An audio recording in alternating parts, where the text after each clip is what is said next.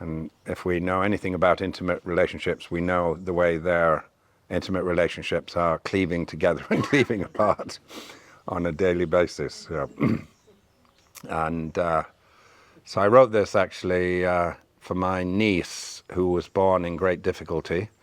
Everyone was gathered in for the birth, the family, and then suddenly things were going wrong, and she was facing the wrong way, and she had the placenta around her neck, and her heart rate was in trouble, and oxygen levels were falling, and so suddenly it was incredibly serious. And then the medical team, thank goodness, got everything sorted out, facing the right way, the placenta unwound, and she was born into the world.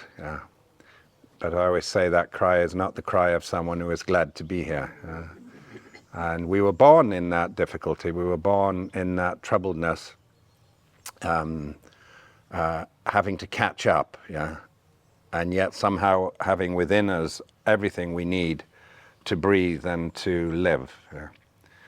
So it was only a couple of weeks later, I was at a distance. I just heard the story from my wife, Gail, and 'cause she was traumatized by it. And then we were in a little circle that my wife was leading, and she used this word cleave. And as soon as she used it, I started writing. I just wrote cleave, still here in this little brown book, actually. I wrote cleave at the top of the page. And though I should have been listening to my wife, I wrote the poem. But I was listening to my wife. I just took the most important thing she said. Cleave, to hold together and to split apart at one and the same time, like the act of being born, breathing in this world while lamenting for the one we've lost. Cleave, to hold together and to split apart at one and the same time, like the act of being born, breathing in this world while lamenting for the one we've lost.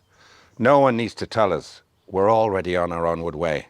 No one has to remind us of our intimate and everyday embrace with disappearance. We were born saying goodbye to what we love. We were born saying goodbye to what we love.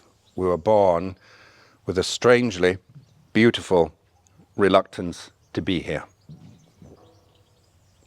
Not quite wanting to breathe in this world. We are here and we are almost not.